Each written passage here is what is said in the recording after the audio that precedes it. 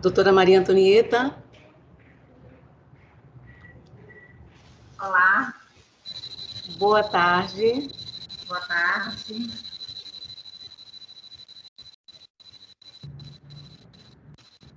Boa tarde a todos e todas. Bem-vindos a mais uma palestra do curso de capacitação penal para estagiários. Hoje com a presença da defensora pública, doutora Maria Antonieta Rigueira Leal Gurgel, titular da Defensoria da 2ª Vara Criminal de Execução Penal da Comarca de Ponte Nova. Doutora Maria Antonieta, muito prazer. Seja bem-vinda às nossas capacitações. Agradeço a senhora em nome da Escola Superior, que essa possa ser uma de muitas vezes que a senhora irá participar conosco nos cursos da SDEP. Hoje nós iremos fazer um pouquinho diferente. Os inscritos, na hora de fazerem as perguntas, poderão fazer ao decorrer da palestra. Para isso, é só levantar a mãozinha, ou então vocês poderão enviar no chat as perguntas que nós iremos, no decorrer da palestra, a doutora Maria Antonieta irá tirar as dúvidas de todos vocês. Tá? Boa palestra, doutora, seja bem-vinda mais uma vez e muito obrigada. Obrigada a todos os presentes. Boa tarde, Kátia. Boa tarde a todos presentes, a todas as estagiárias presentes, estagiários presentes.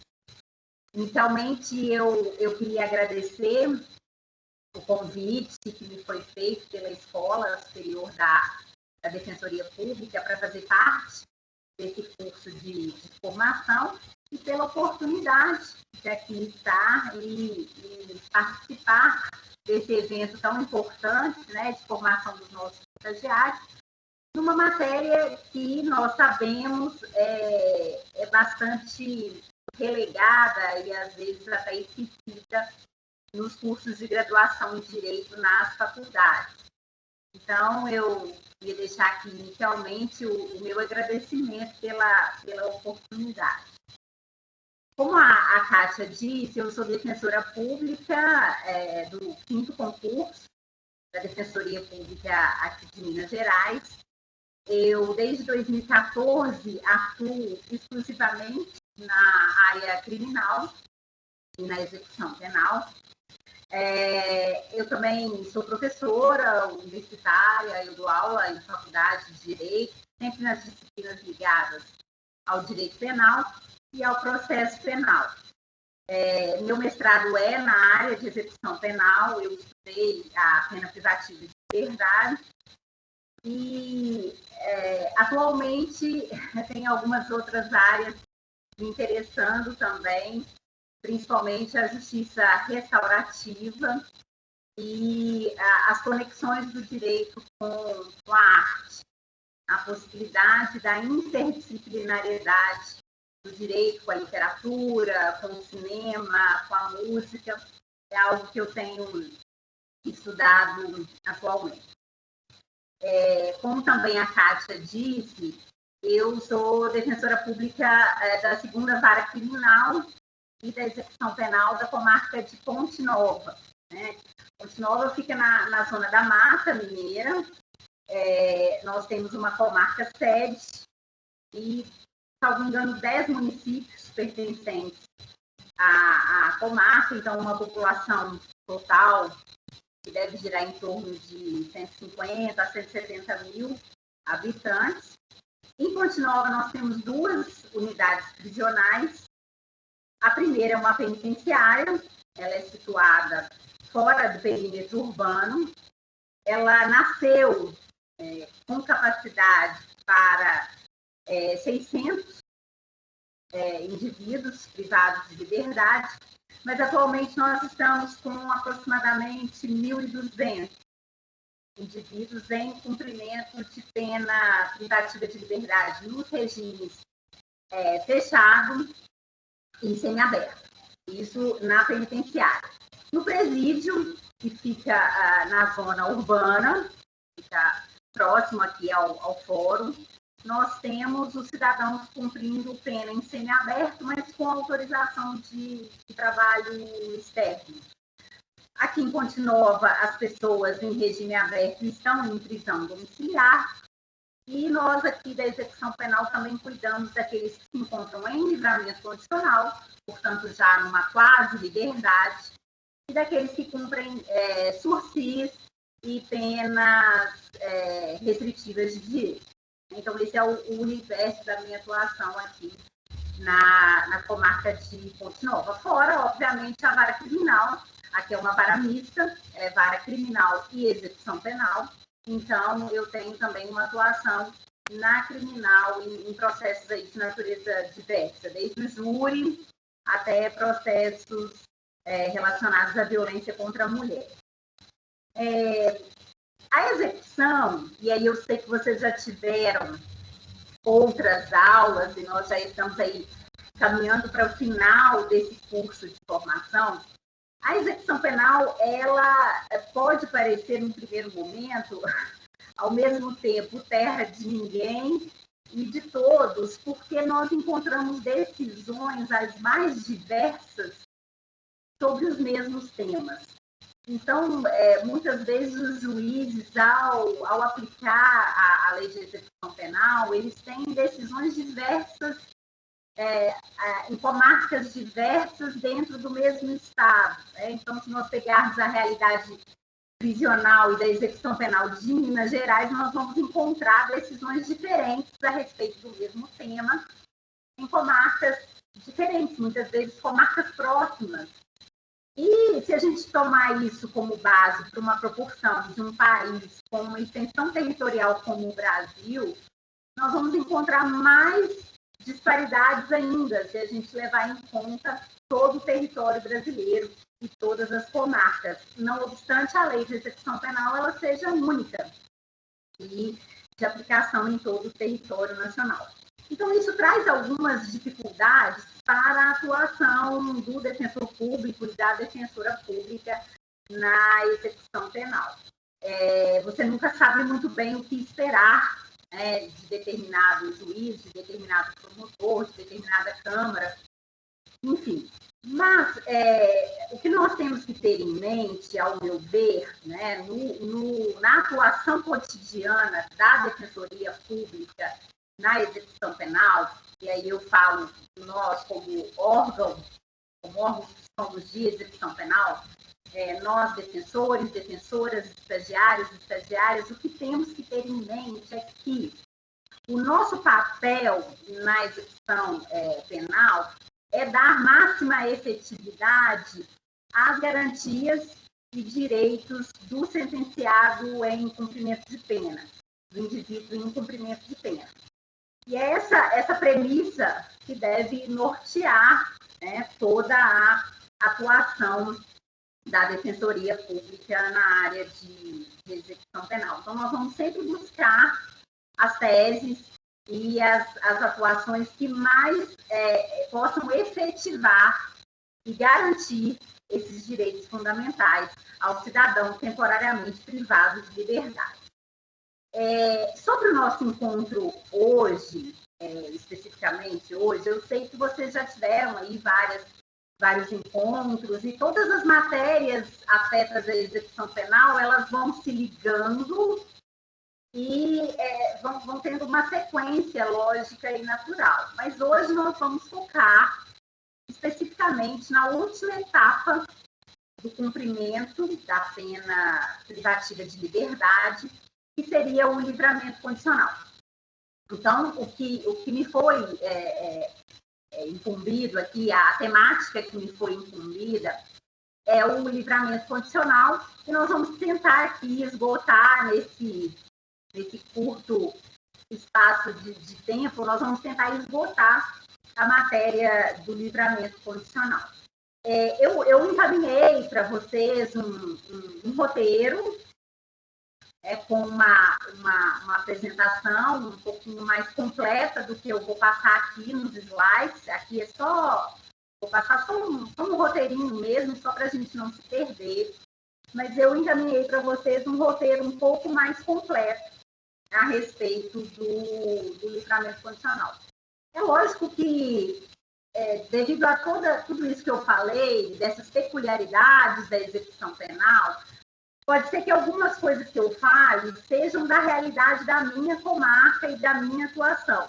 Então, se alguém tiver alguma dúvida ou alguma outra experiência ou algum outro questionamento, podem me levantar a mão e podem fazer, inclusive, ao longo da minha fala também, né? Alguma dúvida, né? E se preferirem, podem anotar e fazer ao final. Mas não tem nenhum problema fazer durante a apresentação, porque vai estar mais próximo do tema que a gente vai estar discutindo naquele momento. Então, a gente vai começar aqui, eu vou colocar o primeiro slide. Vocês poderiam colocar para mim, Kátia? Já estou colocando, doutora. Eu vou aparecer para a senhora daqui a pouco.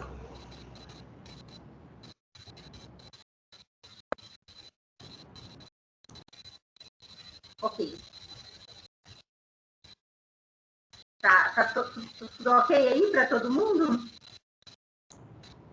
Sim, para nós está tranquilo. Ok. Então, vocês já viram em momentos anteriores, em outros encontros, a respeito da progressão de regime. Mas o primeiro ponto que eu gostaria de tocar com vocês aqui, dentro desse tópico 1, então, do primeiro momento dessa apresentação, é a respeito do sistema progressivo de cumprimento de pena privativa de liberdade no Brasil. Então, consagrou-se na legislação penal brasileira, constitucional e infraconstitucional, o direito ao cumprimento de pena de forma progressiva, né? Então, o cidadão privado de liberdade, ele passaria por estágios, ele passaria por etapas, que, em regra, se iniciam por um regime mais gravoso de cumprimento de pena, e aí, obviamente, a depender da natureza do crime e da quantidade de pena aplicada, ele iniciaria por um regime mais gravoso, que poderia ser fechado ou semiaberto, e ele passaria por etapas, ele teria que cumprir etapas, requisitos de natureza objetiva e subjetiva, até atingir a plena liberdade que só se daria com o cumprimento integral da sanção, né? Então, o livramento condicional, onde ele está situado nessa linha do tempo progressiva de cumprimento dessa pena privativa de liberdade? O livramento condicional, ele estaria situado na última etapa, antes da liberdade plena, estaria situado o livramento condicional. Então, o cidadão que já passou pelo regime fechado, pelo semiaberto e pelo regime aberto, ele estaria em livramento condicional, que não é um regime, percebam, né? Os regimes de cumprimento de pena são 3: o fechado, o semiaberto e o aberto. O livramento condicional, como o próprio nome já diz, né, e aí a gente precisa entender a própria etimologia dessas duas palavras, né? Livramento condicional significa uma liberdade condicionada, né? Uma liberdade, como dizem alguns, uma liberdade antecipada, vinculada. A ideia da palavra condicional, ela dá a ideia de condições, né? O sujeito precisa cumprir certas condições para usufruir dessa liberdade, que é uma liberdade vinculada. Uma liberdade que foi antecipada, significa dizer que ele não terminou o cumprimento da sua pena, mas ela foi antecipada mediante a imposição de certas condições e mediante o cumprimento de certos requisitos, né? Então, cuidado, porque os nossos assistidos, muitas vezes, eles chamam de liberdade condicional, eles chamam de livramento provisório, eles fazem uma mistura aí entre livramento condicional com liberdade provisória. Então, a gente tem que ficar atento, porque, e até para fazê-los entender, né, a natureza desse direito que eles vão passar a usufruir, não vamos utilizar a palavra benefício, né, pessoal? Inclusive nas petições, os estagiários, não é um benefício, o Estado, a lei não dá nada para o sentenciado, na verdade ela está aí prevendo um direito. Então vamos procurar utilizar a palavra direito e não a palavra benefício, né? Então, esse direito do livramento condicional, ele está situado dentro desse sistema progressivo de cumprimento da pena na última etapa.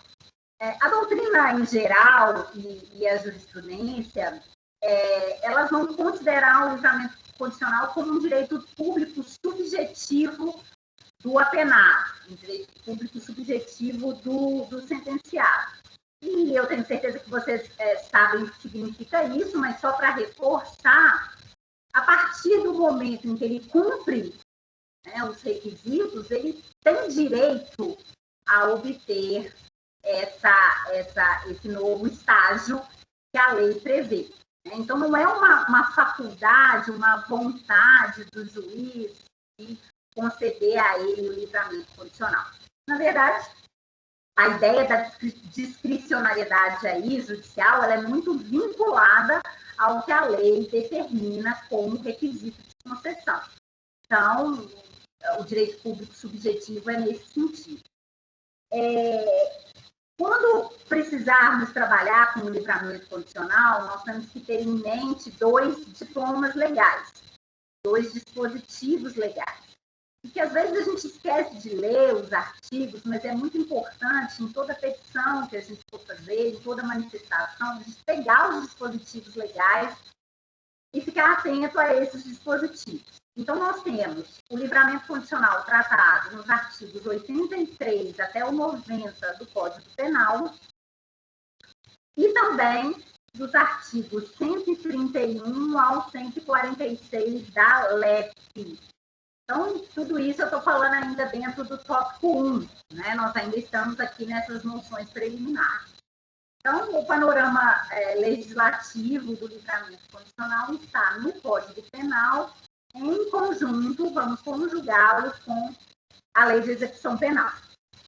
E o último ponto, dentro dessas noções gerais, é que a lei, ela estabelece um prazo mínimo de condenação para que o sujeito faça jus ao livramento condicional. Então, será concedido àqueles indivíduos cujas penas privativas de liberdade forem iguais ou superiores a 2 anos.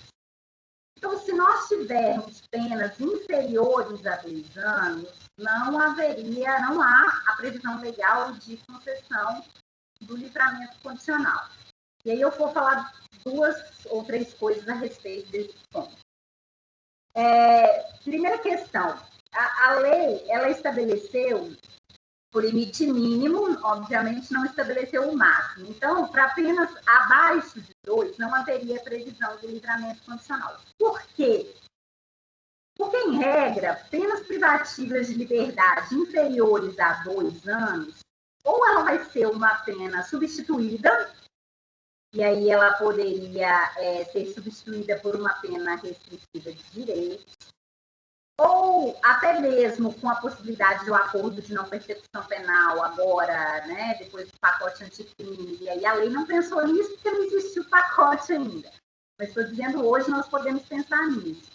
Ou porque esse indivíduo ele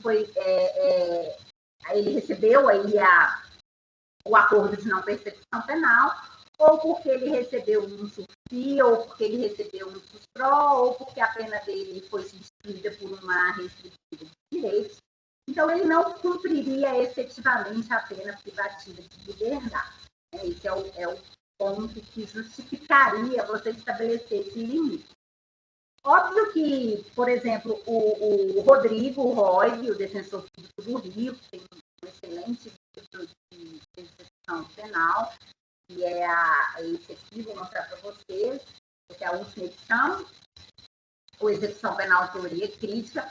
O Roig diz que não faz sentido essa limitação, que deveria se estabelecer, sim, essa possibilidade de condicional em crimes com pena abaixo de 2, por exemplo, o tráfico privilegiado, em que o indivíduo eventualmente, ele recebe uma pena restritiva, tem essa pena eventualmente convertida em privativa de liberdade, vai cumprir a privativa de liberdade, não haveria razão para essa pena, por exemplo, no tráfico privilegiado de 1 ano e 8, que é uma pena comumente aplicada, né, nos processos de tráfico privilegiado, dele não poder ter o livramento condicional. Ocorre que a gente esbarra nessa disposição legal.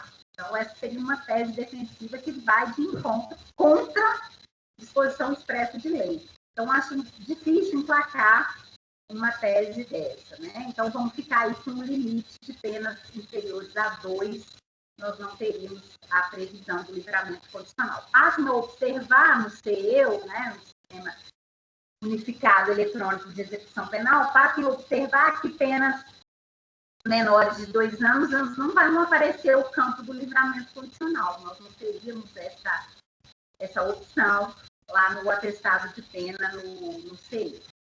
Alguma dúvida até aqui, pessoal, nessas noções preliminares? Não? Então, vamos prosseguir. Agora, vamos falar especificamente, vamos adentrar especificamente nas questões relacionadas ao livramento condicional propriamente dito. Feito esse panorama geral com esses pontos, vamos tratar do livramento condicional propriamente dito. Primeiro ponto que eu coloquei, e aí no roteiro de vocês, que eu encaminhei, está um pouco mais completo. Aqui eu fiz só uma breve apresentação. No roteiro de vocês está um pouco mais completo. Então, o primeiro ponto que nós trabalharíamos dentro do livramento condicional, do LC, muitas vezes vai usar abreviado, coloquei até no roteiro abreviado, seriam os requisitos legais para concessão do livramento condicional. Esses requisitos, eles estão previstos no artigo 83 do Código Penal. Como eu disse, nós vamos conjugar o Código Penal com a LEP para encontrar aí todo o arcabouço normativo do livramento condicional. Então, o artigo 83, ele vai traçar requisitos de natureza objetiva, para os quais não cabe muito questionamento, porque ele como o próprio nome já diz, ele é objetivo, ele é direto, e requisitos de natureza subjetiva, que são requisitos mais de ordem pessoal e que comportam uma margem interpretativa um pouco maior, né, nos requisitos de natureza subjetiva. Então, os requisitos objetivos nós teríamos aí no artigo 83, e eles dizem respeito à quantidade de pena a ser cumprida para obter o livramento condicional e a reparação do dano. Então, tanto a quantidade de pena quanto a reparação do dano são requisitos de natureza objetiva. E aí a lei, ela vai estabelecer quais quantidades de pena são essas que o indivíduo tem que cumprir para atingir o livramento condicional. As questões polêmicas, pessoal, eu vou deixar para falar ao final. Eu fiz um tópico só a respeito disso. Aqui eu vou tentar dar um panorama assim, bem geral e bem direto do livramento condicional. Quando a gente chegar no tópico 3, aí a gente vai falar de questões mais polêmicas e tem uma margem aí para a defensoria ter uma atuação defensiva mais incisiva. Então, o primeiro requisito de natureza objetiva, a quantidade de pena cumprida. O sujeito tem que cumprir uma determinada quantidade de pena para atingir o estágio do livramento condicional. Mais de 1/3, e aí nós vamos entender 1/3 ou mais, né, para o condenado não reincidente em crime doloso. Mais da metade da pena privativa de liberdade cumprida para condenados reincidentes em crimes dolosos. Mais de 2/3, então nós vamos entender 2/3 ou mais, a partir do momento que ele atinge 2/3, ele já cumpriu o requisito. 2/3 ou mais para condenados por crimes hediondos, tortura, tráfico ilícito de entorpecentes, drogas afins, tráfico de pessoas e terrorismo, né? Então, isso são aqueles delitos previstos lá na Lei 80/72, os crimes hediondos e equiparados. E com o pacote anticrime, tivemos a vedação do livramento condicional, a proibição da concessão de livramento condicional para os reincidentes em crimes hediondos e equiparados e para os condenados, ainda que primários, por crimes hediondos com resultado morte. Lei penal maléfica, obviamente, nesse ponto, ela traz um dispositivo que é pior do que a legislação anteriormente em vigor, então só estaria em vigor para, nesse ponto específico, para aqueles que cometerem crimes posteriormente à edição do pacote. Isso fica claro pelo princípio da não retroatividade da lei penal maléfica. Então, nós temos aí o primeiro requisito objetivo, que seriam as quantidades de pena. O CEU, o Sistema de Execução Penal, ele vai fazer isso automaticamente. Agora, é lógico que nós temos que conferir, pessoal. Nós que trabalhamos na execução, a gente vai pegar erros graves, não só no lançamento do dado no sistema, e aí, obviamente, o sistema vai fazer os cálculos errados, como também do próprio sistema, em razão de incongruência de datas lançadas, ele fazer os cálculos de forma equivocada.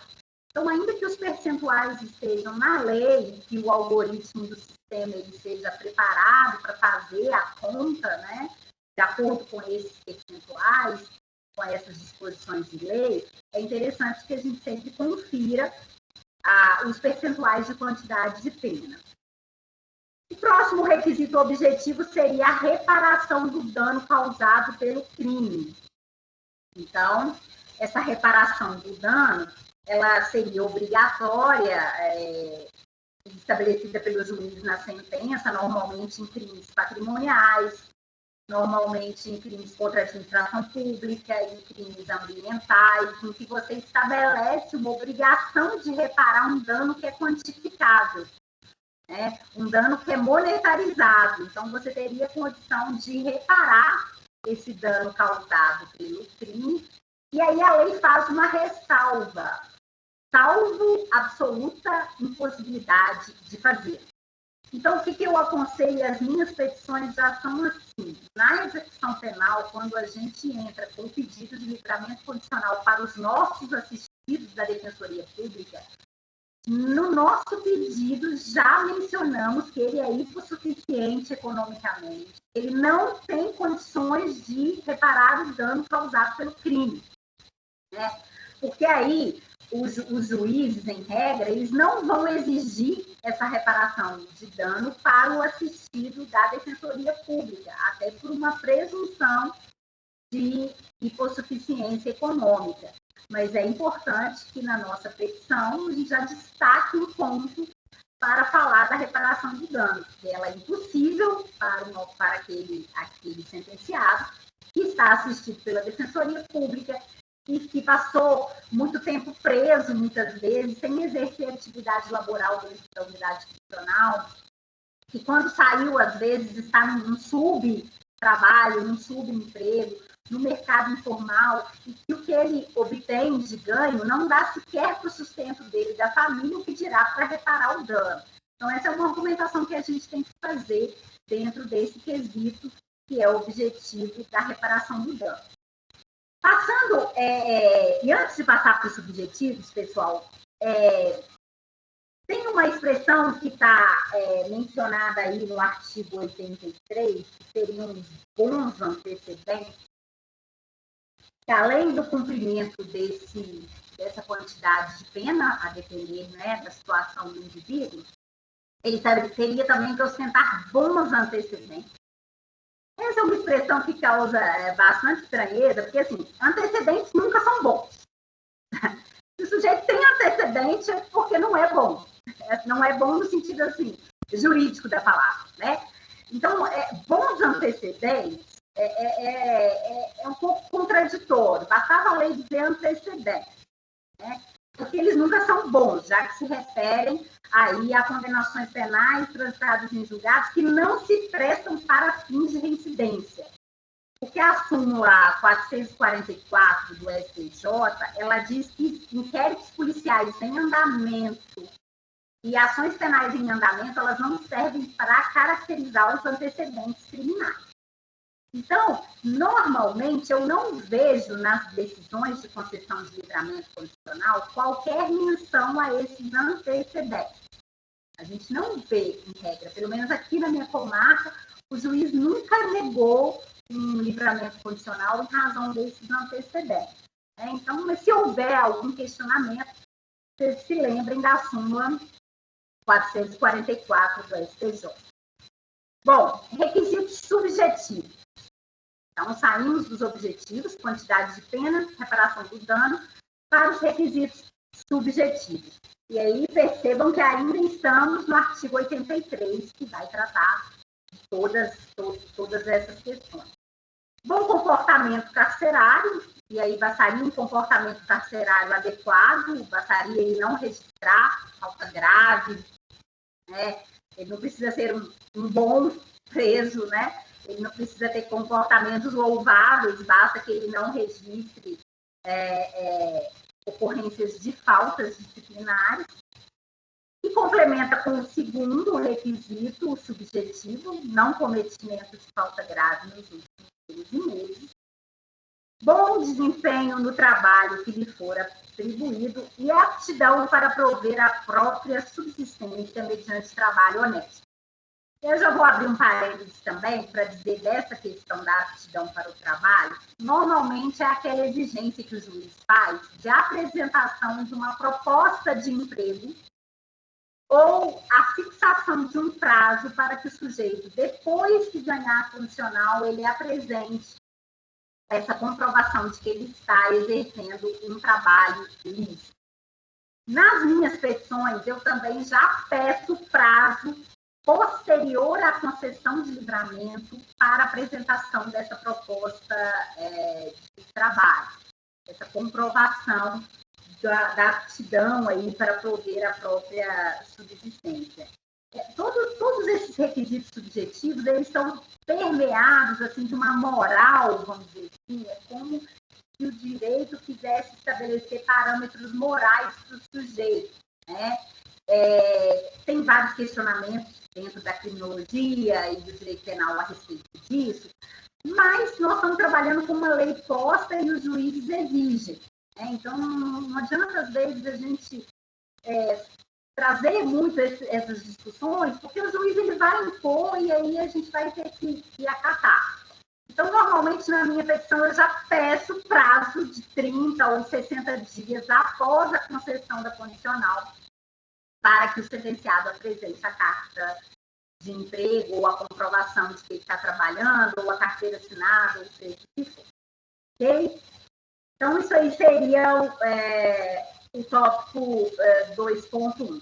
Só uma observação que eu coloquei no roteiro de vocês é que existe um parágrafo único no artigo 83, que também é bastante questionado, que seria mais um requisito quando o sujeito é condenado por crime doloso cometido com violência ou grave ameaça à pessoa.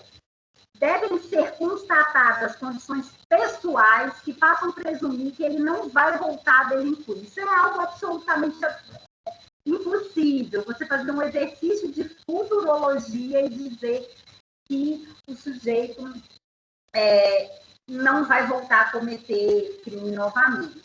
O que alguns promotores pedem nesses casos é um exame criminológico. E aí eu fiz um estudo profundo a respeito do exame criminológico e da utilização dele para travar os direitos da execução penal. Muitas vezes o Ministério Público ele usa do criminológico para travar o sujeito, para que ele permaneça mais tempo encarcerado, porque o criminológico ele vai demorar muito a ser realizado.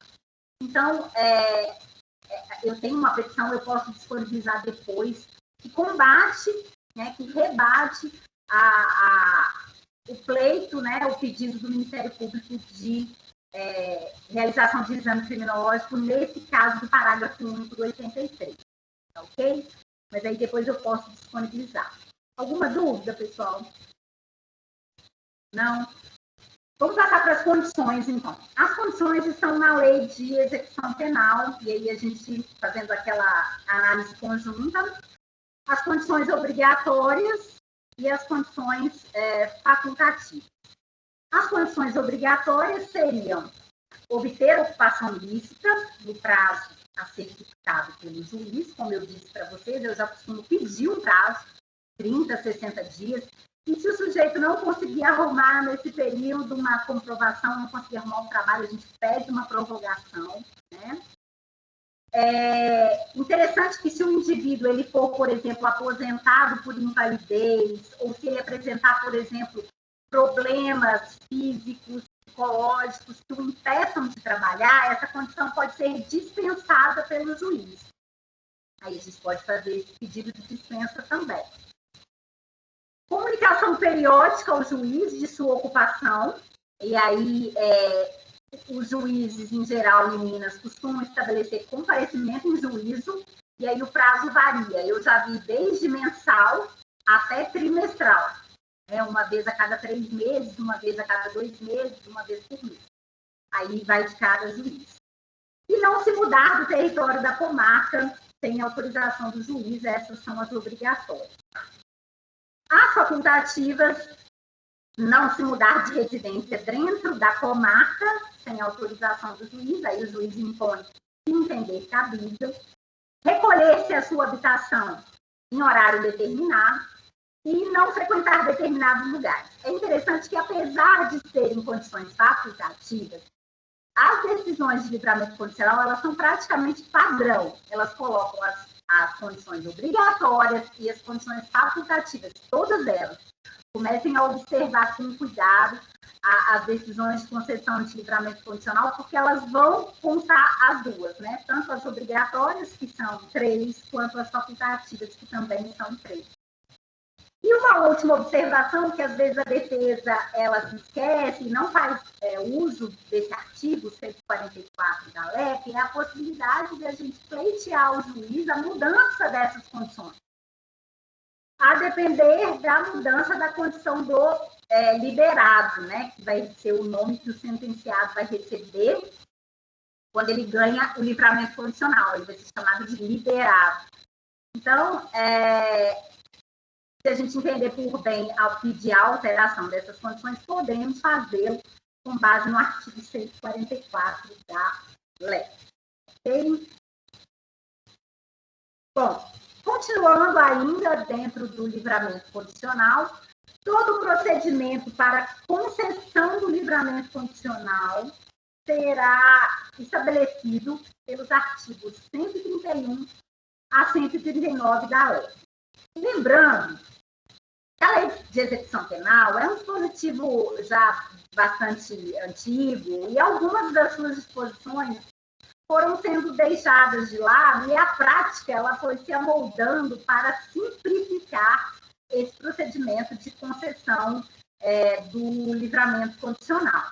Então, o que nós teríamos de mais importante para dizer dentro desses artigos, do 131 até o 139, eu sintetizei no material que eu encaminhei para vocês.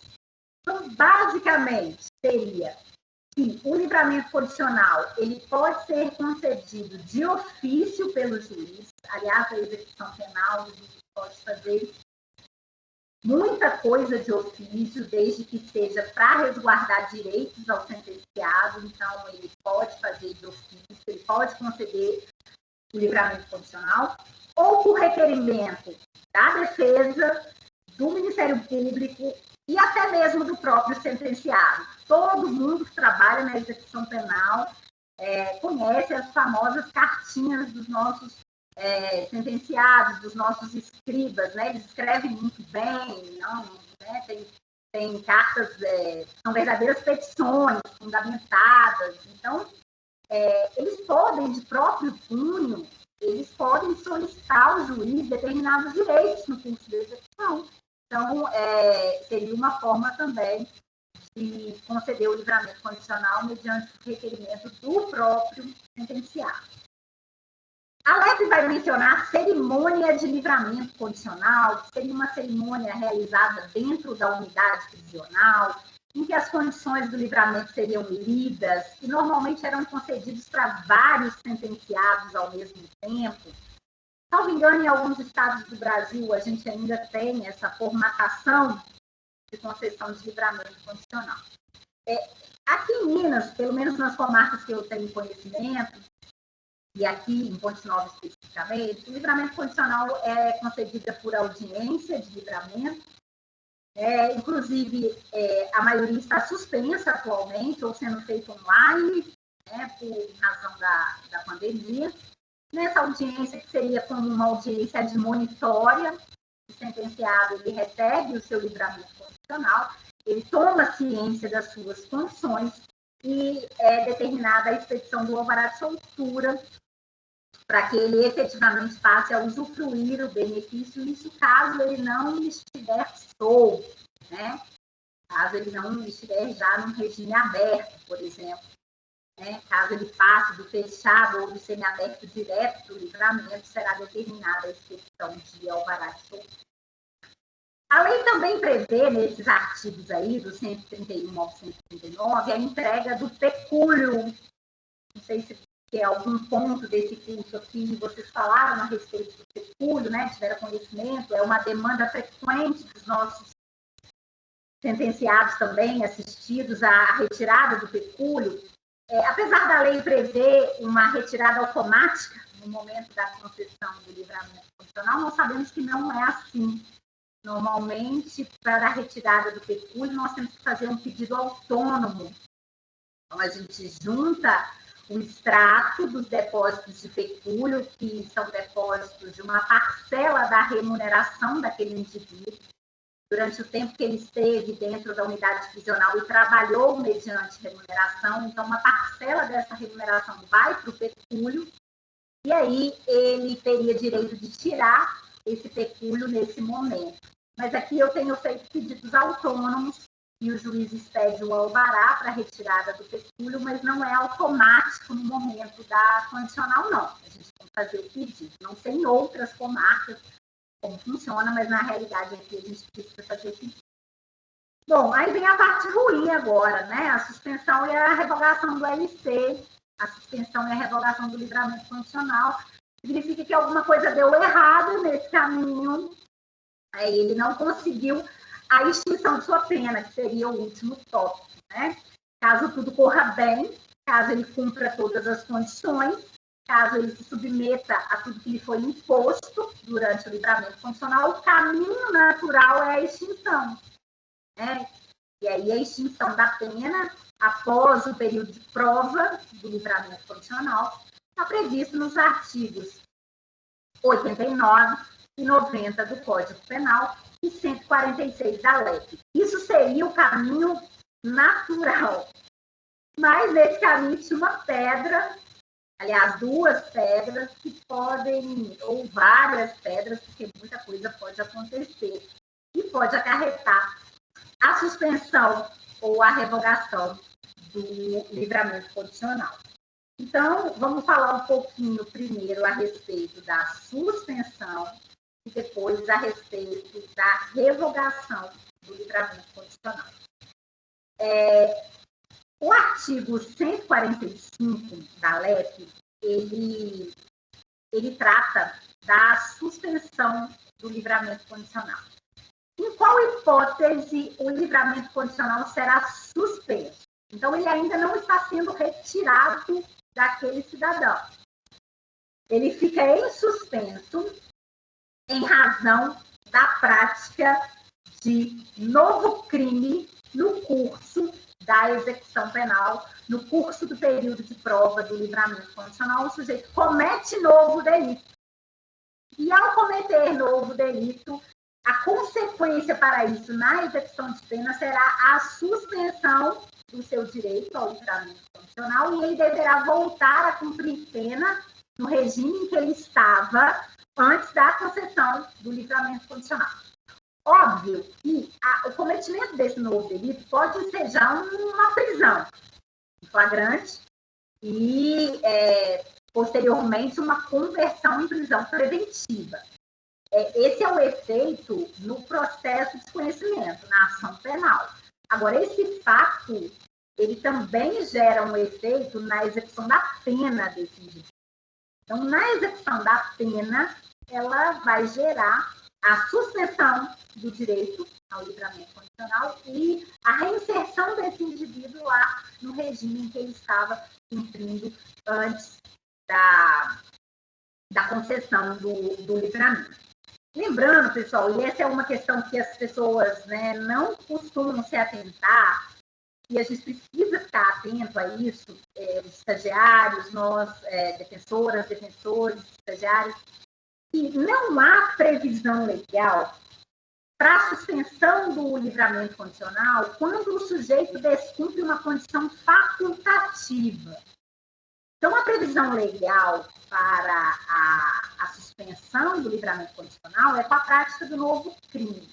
Mas se ele descumpre alguma das condições facultativas, não tem previsão para a suspensão cautelar, para a suspensão imediata do livramento condicional. E na prática a gente vê isso acontecendo. A gente vê juízes suspendendo o livramento condicional por descumprimento de condição facultativa. Mas não tem previsão legal. Então, essa é uma tese que a gente pode atacar aí para combater essa suspensão cautelar do livramento condicional. Ok? Uma argumentação defensiva interessante também, quando o juiz determina a suspensão do livramento condicional por prática de novo crime, é questionar que novo crime é esse. Porque se esse novo crime ele não ensejar no mérito, na decisão final, uma aplicação de pena privativa de liberdade, não tem sentido a suspensão do livramento condicional. Se o sujeito, mesmo que condenado, ele não receberia uma pena privativa de liberdade. Mas isso, pessoal, é argumentação defensiva.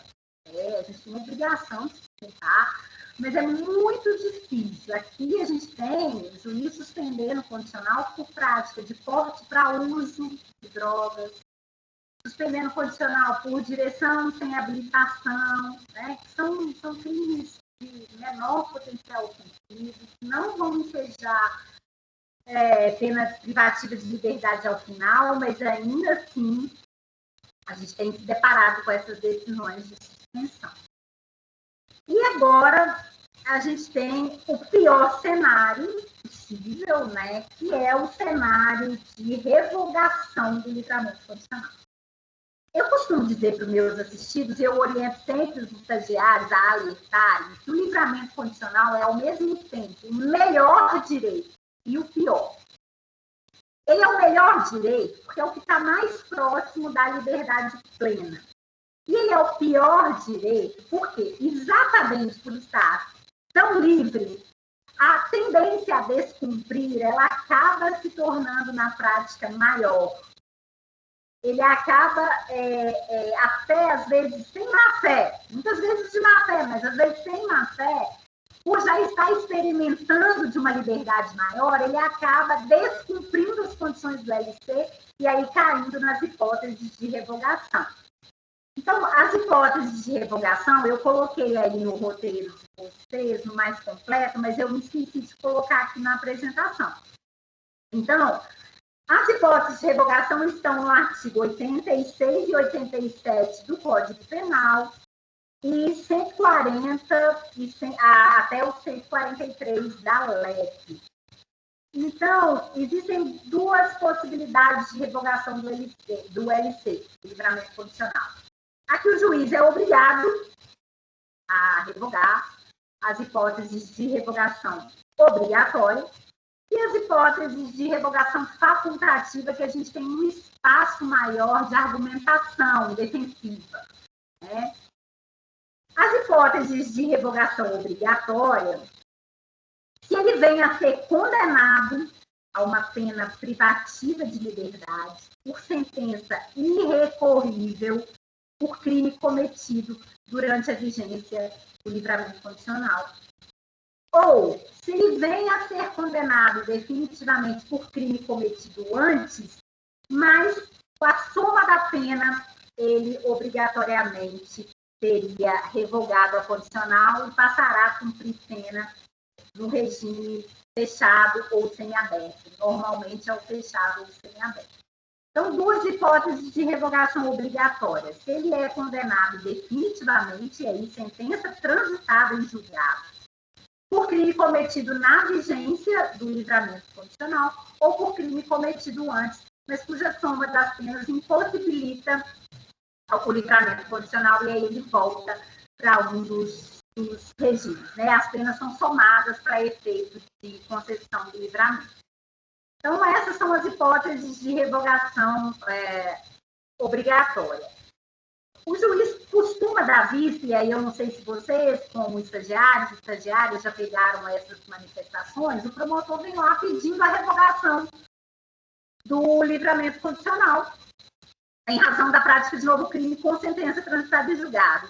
Vem vista a defesa, fazemos o quê? Não temos o que fazer nesse caso. Sentença condenatória transitada em julgado, comprovada nos autos de execução penal, pena privativa de liberdade. Acatar, né, opinar, nada a requerer ou nada a opor, é isso que se trata de texto de lei, né, de imposição legal, e aí será revogado o livramento condicional e será feito um novo cálculo de pena. Nas hipóteses de revogação facultativa, nós teríamos um espaço maior de análise, de argumentação, porque aí a revogação é facultativa, como o próprio nome já diz. O juiz vai decidir se ele revoga ou não quando o indivíduo descumpre uma daquelas condições impostas. Por exemplo, eu tenho muitos casos aqui em que eles não apresentam a proposta, a comprovação de trabalho no tempo fixado. Eu tenho casos aqui que eles se mudam de residência sem comunicar ao juiz o seu endereço. Nesses casos, o juiz me dá vista e eu argumento defensivamente, eu peço mais prazo, eu tento descobrir onde está o sentenciado, a gente liga, procura no Facebook, procura no Instagram e tenta descobrir onde está, porque a revogação é muito prejudicial. Né? Então, a gente tenta descobrir, tenta argumentar e, por vezes, o juiz acata, né? Nos casos de revogação facultativa. Então, é interessante sempre perceber essa situação e fazer uma argumentação bem fundamentada quando se tratar do pedido de revogação por descumprimento de condições. E aí, esse é facultativo. Ok? E aí, uma constatação óbvia, né, mas a gente tem que reforçar que o juiz não pode revogar de ofício. Né? Ele precisa de ser provocado aí, o MP é quem pede essa revogação do livramento condicional. Lembrando que podemos pedir a designação de audiência de justificação, principalmente nos casos de pedido de revogação por conta de descumprimento de condições. Eu sempre peço audiência de justificação em obediência ao contraditório, à ampla defesa, para que ele possa se defender, para que ele possa dizer por que ele cumpriu, ele pode ter sofrido um acidente, alguém da família dele pode ter falecido. Em tempos de pandemia, nós estamos vivendo uma excepcionalidade, então a gente usa todos esses argumentos para tentar evitar a revogação. Consequências da revogação, pessoal. Aí que vem o ponto grave, né? Duas graves consequências da revogação. Primeiro é não fazer jus novamente ao livramento condicional pelo mesmo crime, né? Aquela mesma pena em que ele obteve o livramento condicional, se foi revogado, ele não pode obter de novo, salvo por outras condenações, mas por aquela ele não pode mais. E perda do período inteiro em que ele ficou em livramento condicional caso se trate de cometimento de crime durante o período de prova. Então, esse período em que ele permaneceu em livramento condicional, caso ele tenha tido a condicional revogada por cometimento de crime durante esse período, ela não será mais computada para fins de pena cumprida, né? Ela não será considerada pena cumprida. Caso a revogação seja por cometimento de crime anterior, aí o período que ele ficou em livramento condicional conta. Agora, a revogação por crime cometido no curso do livramento, ele perde o período em que ele permaneceu em condicional. O ROIG, ele rebate essa perda no livro dele. O ROIG é excelente, porque ele tem tese defensiva para tudo, né? E a gente tem que beber dessa fonte. O ROIG rebate, mas é uma disposição expressa de lei, então é muito difícil quando a lei não dá brecha para você entrar com a tese defensiva, né? Então, eu nunca vi nenhum juiz acatar a inconstitucionalidade dessa perda desse período de cumprimento de pena de livramento condicional no caso de revogação. Ok? Alguma dúvida até aí, pessoal? Não? Bom, e aí a gente chega ao final, a extinção, caso tudo corra bem, e até o fim do período de prova o livramento condicional não for revogado, o juiz declara extinta a punibilidade do agente pelo cumprimento integral da pena, né? E aí ele terminou de cumprir a sua pena na semi-liberdade, né? Que é o livramento condicional. E aí essa guia de execução será arquivada, a sua pena será extinta, serão dadas as baixas nas anotações, enfim, são procedimentos que o juiz fará com a extinção da punibilidade. Eu coloquei aqui uma série de questões, e aí caminhando para o final da nossa apresentação, da nossa conversa, obviamente também me colocando à disposição ao final para algum questionamento, mas eu coloquei algumas questões que eu coletei ao longo da minha atuação aí na execução penal e que eu pude me lembrar enquanto eu estava preparando esse material. São 2 slides aí de questões práticas a serem observadas na nossa atuação cotidiana na Defensoria Pública. Se tiver me esquecido de alguma e vocês se lembrarem, né, da realidade de vocês, aí vocês me falem, me relembrem, mas eu coloquei aí algumas questões importantes que tem espaço para uma atuação defensiva mais incisiva quando se trata de livramento condicional. Então, primeira questão. Momento de concessão do livramento condicional e sua revogação. Pode parecer banal, mas isso é algo que tem que ser observado nas vias de execução, nos processos de execução penal. Se o livramento condicional ele chegou a ser efetivamente concedido, aceito pelo sentenciado na audiência e efetivamente iniciado a sua fruição. Porque, do contrário, se isso não aconteceu, esse ato de concessão de livramento, essa decisão não se formalizou. E aí ele não poderia ser revogado. Vou dar um exemplo para vocês. Eu tive uma situação em que um sentenciado ele obteve livramento condicional, o juiz deu a sentença concedendo o livramento condicional. Ele fez a audiência de monitória, né, a audiência de livramento, mas quando foi ser consultado o seu alvará de soltura, nesse intervalo, 2 dias, chegou uma nova condenação por um crime anterior. Chegou uma nova condenação para ele de 12 anos de reclusão, um crime de homicídio. Chegou uma nova condenação. E aí veio o Ministério Público pedindo revogação do livramento condicional dele. Mas espera aí, não chegou a ser efetivamente usufruído. Então não tem revogação. né? E aí eu sustento a tese de que o juiz deveria tornar sem efeito a decisão de concessão que não chegou a usufruir. Então, ele não pode ser revogado. E vocês imaginem, se ele for revogado, o malefício que é na execução penal do sujeito. Ele não pode obter condicional de novo por aquele crime. Então, ficar atento a isso, que o momento de concessão não é apenas a decisão, é preciso que ela seja aceita pelo sentenciado em audiência, né? E, efetivamente, o sujeito seja colocado em liberdade, usufrua desse livramento condicional para que ele possa vir a ser revogado. Se ele não foi concedido, usufruído, não há que se falar em revogação. Então, fiquem atentos a isso durante aí as análises de execução de pena que vocês fizerem.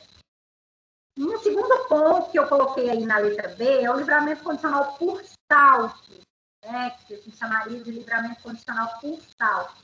Da mesma forma que a progressão por salto, o sujeito sair do fechado e pular direto para o aberto.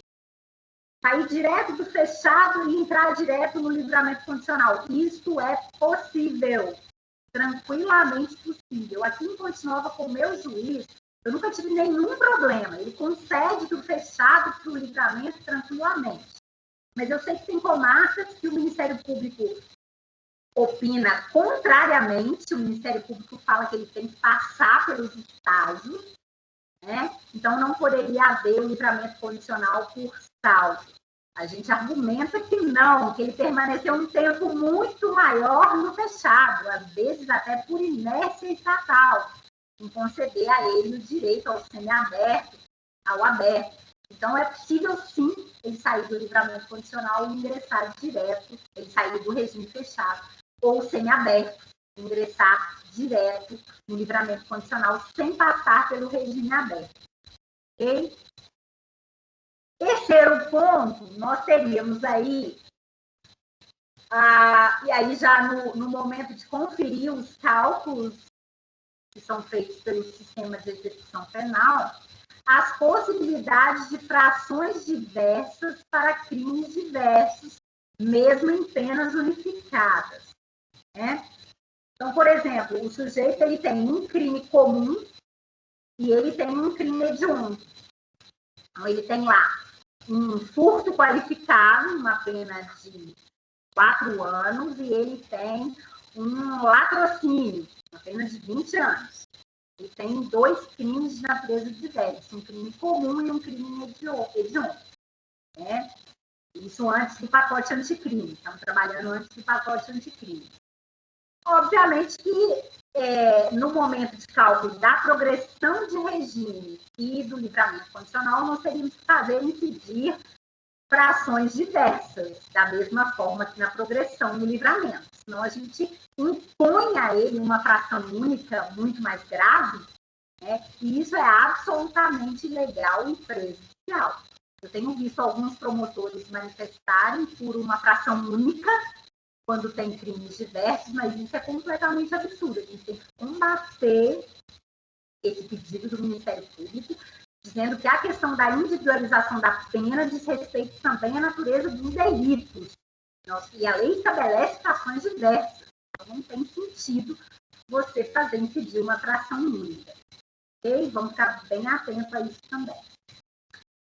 Quarto ponto, coloquei na letra D. Alguns promotores pedem reconhecimento de falta grave em livramento condicional. Volto a dizer, o livramento condicional não é um regime de cumprimento de pena. O livramento condicional é o último estágio. Então, a sua natureza jurídica é diversa da progressão de regime. A sua disciplina legal é diversa da progressão de regime. O seu regramento legal é diverso da progressão de regime. Então, falta grave é para fechado, semiaberto e aberto. Em livramento condicional, nós vamos falar de descumprimento de condições. Outra coisa, né? Descumprimento de condições vai poder levar à suspensão ou à revogação do LC, não ao reconhecimento de falta grave. Então, aqui já pacificou. Aqui na minha comarca, a gente antes tinha muito problema com isso. Mas agora, depois de diversas decisões do juiz, no mesmo sentido de que não tem falta grave em LC, a disciplina do livramento condicional é diversa, aí o Ministério Público parou de pedir a aplicação de falta grave em LC. Mas eu sei que em outras comarcas isso é comum. Né? Então, vamos ficar atentos para argumentar exatamente nessa linha. Disciplina jurídica de um instituto é diferente do outro. Aqui a gente já entra numa tese que a gente tem que fundamentar mais e brigar um pouquinho mais essa quinta tese aqui, letra E. Falta grave após atingir o prazo de livramento condicional. A nossa tese de defesa é que não impede a concessão do livramento. Imagine o seguinte exemplo. O sujeito obteve requisito objetivo, estágio para o livramento, dia 20 de maio. E até hoje ele não saiu ainda. O juiz não concedeu o livramento. Aí vem um atestado carcerário dizendo que ele cometeu uma falta grave lá, ele estava de posse de um chucho lá no presídio, no dia 2 de junho. Mas a data do livramento condicional dele seria no dia 25 de maio. E aí, por uma inércia estatal, não foi concedido. A gente sustenta uma linha de que faltas graves posteriores ao estágio objetivo, elas não poderiam obstar a concessão do livramento. Mas é difícil fazer essa tese passar. Os juízes entendem que o requisito subjetivo, comportamento carcerário, é avaliado no momento em que ele vai dar a decisão de concessão. Então, infelizmente, eu não consegui êxito nessa tese. Mas, eu não sei como é que está em outras comarcas, mas é uma tese defensiva interessante e que tem os julgados, eu tenho alguns julgados, que acatam essa tese. A letra F já é pacificada, em súmula, inclusive, que a falta grave não interrompe o lapso para livramento condicional.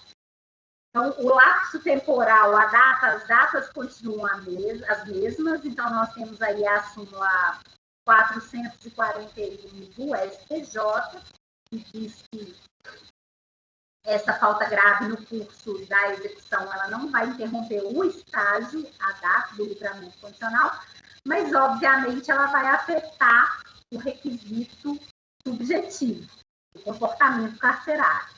E aí a gente entra na próxima tese defensiva, que eu coloquei aí na letra G. Faltas graves pretéritas não podem obstar a concessão de livramento condicional. Então, faltas graves passadas, e nós estamos entendendo passado quando?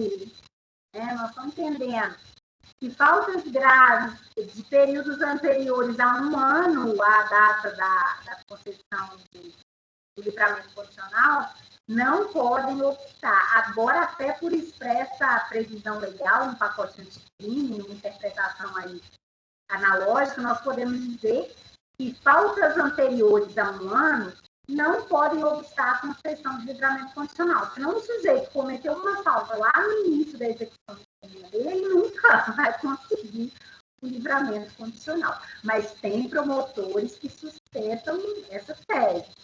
Se ele tem falta grave, ele não pode ter livramento condicional. Então, nós vamos rebater também essa alegação ministerial.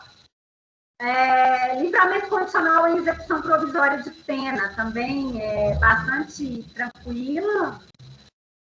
Ainda que se trate de uma execução provisória, a própria lei de execução penal, e aí eu coloquei no roteiro de vocês, pessoal, está mais fundamentado, inclusive com a jurisprudência, com as resoluções do CNJ, com citação dos textos dos artigos da lei, mas o livramento condicional em execução provisória é perfeitamente cabível.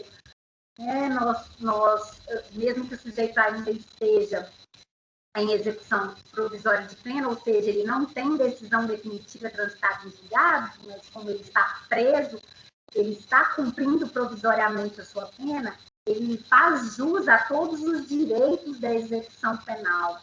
E aí alguém pergunta, mas e se vier uma sentença absolutória? Eu já tive casos aqui, de sujeito com 5 anos de execução de pena, vem uma decisão do STJ absolvendo ou reduzindo a pena dele pela metade. Então, ele praticamente entrou num estágio de extinção da punibilidade, porque ele estava aí numa execução provisória de pena. Mas, mais atento aqui ao tema da nossa conversa, é possível o livramento condicional em execução provisória de pena. Letra I, próxima discussão defensiva. Penas unificadas em 30 anos são aquelas penas, quando eu coloco penas unificadas em 30 anos, eu estou falando de penas elevadíssimas, 40, 50, 60, 70, já peguei via de execução de 75, 105 anos. A gente tem vias aqui de penas elevadíssimas e que ela está unificada em 30 anos no sentido de que o indivíduo ele permaneceria ininterruptamente privado da sua liberdade por 30 anos.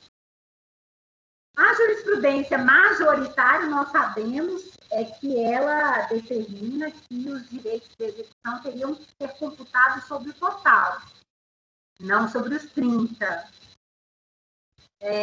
Mas a tese defensiva é que deveria incidir sobre os 30, não só o livramento, mas todos os demais direitos, sob pena de, pela via enviesada, né, inversa, indireta, a gente cair na pena perpétua. Né? Se você não incidir sobre um percentual menor, você imagina um percentual para LC calculado sobre uma pena de 105 anos, 150 anos. Né? Então, você estaria, pela via transversa, ofendendo gravemente diversos dos princípios e garantias fundamentais, constitucionais, afetas à execução penal. E, por último, a inovação do pacote anticrime, da vedação do livramento condicional, estendeu a vedação do livramento condicional também a outros delitos, né? Inclusive a indivíduos primários, crimes hediondos com resultado morte, também ofende diversos princípios constitucionais penais, mas é uma questão de constitucionalidade ou inconstitucionalidade. É bem mais difícil você trabalhar em cima de um texto de lei fechado, como são alguns desses dispositivos. Então, ainda que a gente faça um exercício de retórica defensiva, vai ser bem difícil passar essa série de defeitos. Eu gostaria de agradecer a atenção de vocês, e era o que eu tinha a dizer. Eu deixo à disposição aqui meu e-mail, contato, para passar algum material, peças processuais, telefone de contato também. Espero que eu tenha conseguido dar um panorama geral do livramento condicional com ênfase na atuação da Defensoria Pública, nessa atuação cotidiana que fazemos, né? Não só nos atendimentos aos nossos assistidos, o atendimento da Defensoria Pública, ele precisa ser um atendimento cuidadoso, humanizado, porque os nossos assistidos, muitas vezes, eles têm algumas dificuldades até de compreensão, né? Então, nós precisamos ser bem claros e passar todas essas questões da execução de pena. Eu já cheguei aqui até a fazer cartilhas, né, para os sentenciados.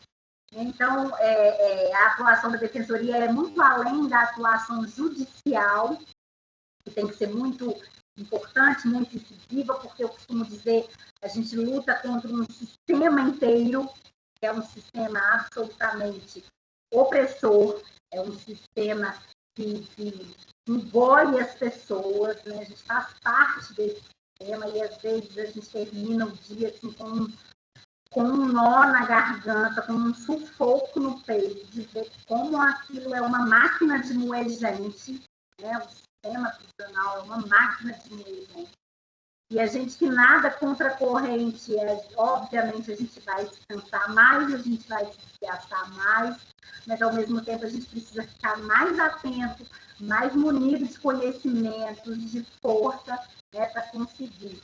Eu deixo aqui 3 indicações literárias e também deixo uma indicação de um documentário para vocês. Eu até falei para a Milena, minha estagiária está aqui presente, eu até falei para ela anteontem sobre leitura. Eu indicaria para vocês Escritos da Casa Morta, é o livro do Dostoiévski, Fyodor Dostoiévski, literatura russa. Ele vai contar no Escritos da Casa Morta, que tem algumas edições que tem a tradução como Memórias da Casa dos Mortos. Então, vocês vão encontrar 2 traduções, Memórias da Casa dos Mortos ou Escritos da Casa Morta, em que ele conta a experiência dele numa prisão na Sibéria, né? E é um livro que foi escrito nos idos de 1850, salvo engano, mas que tem uma atualidade assustadora, né? Então, seria a primeira indicação literária. A segunda indicação literária seria Na Colônia Penal, do Franz Kafka. E ele vai fazer essa alegoria exatamente do sistema criminal, do sistema penitenciário, como uma máquina que engole pessoas, que moe pessoas. Inclusive, desumaniza aqueles que trabalham no sistema de persecução criminal e penitenciária. Então, Na Colônia Penal, do Franz Kafka, é uma novela um pouco mais curta, não é um romance, é uma novela um pouco mais curta. E, por último, a indicação literária seria Assim na Terra como Embaixo da Terra. É um livro de uma escritora brasileira contemporânea, a Ana Paula Maia, Assim na Terra como Embaixo da Terra. Ela vai descrever um estabelecimento prisional situado no meio do nada e como o efeito da prisionização interioriza nos indivíduos todos que estão convivendo naquele espaço. Eu considero que, para quem atua na execução penal, são leituras assim, obrigatórias, além de textos belíssimos no aspecto lírico e literário, também tem um forte apelo para nós do direito.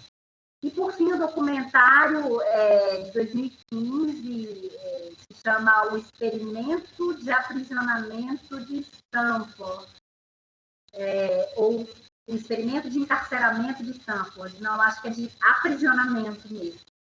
Ele é baseado em fatos reais e ele mistura imagens reais da época com imagens gravadas, né, do documentário. E também é bastante interessante para ver como as pessoas interiorizam os papéis, tanto do ponto de vista dos prisioneiros, dos sentenciados, quanto do ponto de vista dos guardas, dos carcereiros. Então, pessoal, agradeço bastante a atenção, foi muito bom estar aqui esse tempo com vocês. E me coloco à disposição para outros encontros e também agora para alguma pergunta, alguma questão que tenha ficado aí na dúvida. Muito obrigada.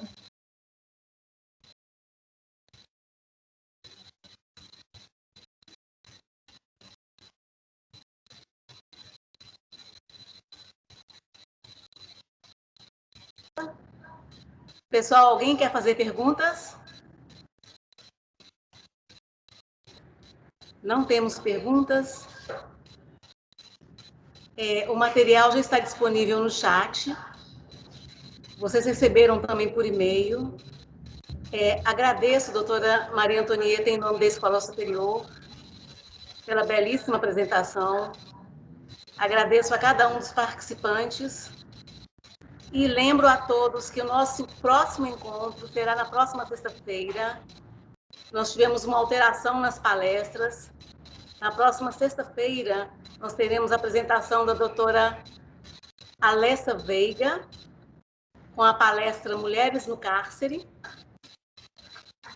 Agradeço, doutora Antônia Maria Antonieta, mais uma vez, e Também, uma boa tarde a agradeço mais uma vez. todos. Boa tarde, obrigada, pessoal.